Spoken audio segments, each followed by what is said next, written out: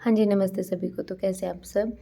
तो होप सब अच्छे ही होंगे। तो आज है गुरुपुरब, गुरु नानक देव जी की जयंती।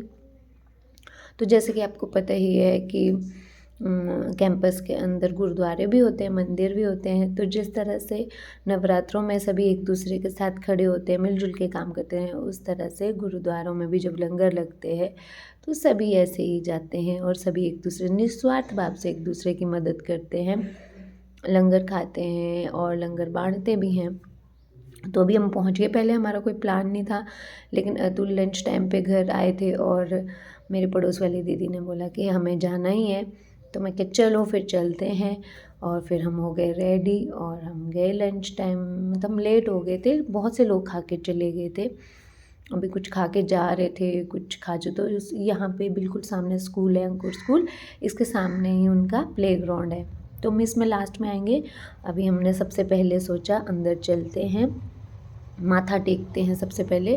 तो इधर सबसे पहले तो आपको पता ही है कि पंजाबी कल्चर में सिर को ढकना ज़रूरी होता है। तो पहले अंदर जाने से पहले, माथा टेकने से पहले हमें सिर को ढक लिया। हम अंदर पहुंच गए, हमने माथा टेका और प्रसाद लिया। फिर हम थोड़ी देर अंदर ही बैठे। उसके बाद आपको मैं बता दूं कि इस बार ये 556वीं वर्षगांठ थी और ये सिख धर्म के पहले गुरु थे, जो संस्थापक भी थे और यह देते हैं संदेश, सत्य, समानता और निस्वार्थ सेवा का संदेश देते हैं।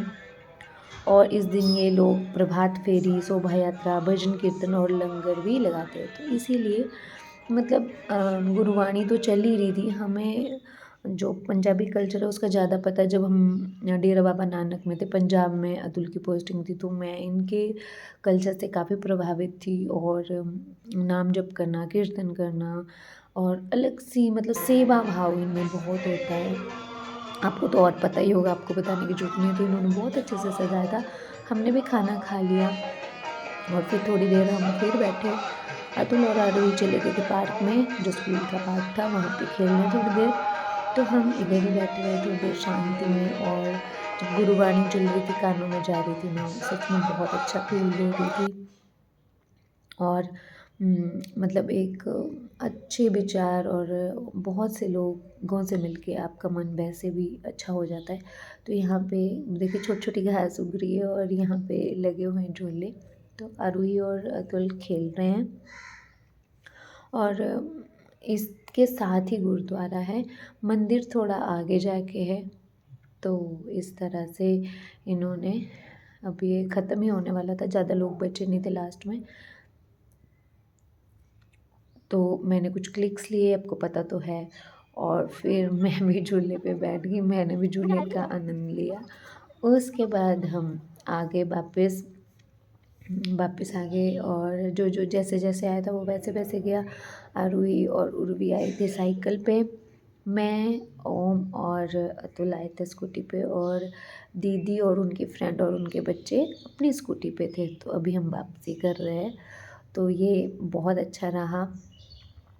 और ये मतलब त्योहार किसी का भी हो, मन को अच्छी फीलिंग देते ही हैं। तो हर किसी की खुशी में खुश होना, सबके साथ मिलजुल के रहना, बस यही सिखाता है, यही सद्भाव होता है अंदर। साथ में इतने कल्चर्स, इतने लोग साथ में रहते हैं, बस हम कुछ ना कुछ सीख लेते हैं और वही सबसे बड़ी बात होती है। और सबसे बड़ा इंसानियत होती है, धर्म इंसानियत। अगर आप में दया भाव नहीं है, इंसानियत नहीं है, तो आप किसी भी धर्म के हो, वो बात मायने नहीं रखती। तो आपको मेरा ब्लॉग कैसा लगा ज़रूर बताएं। Thank you.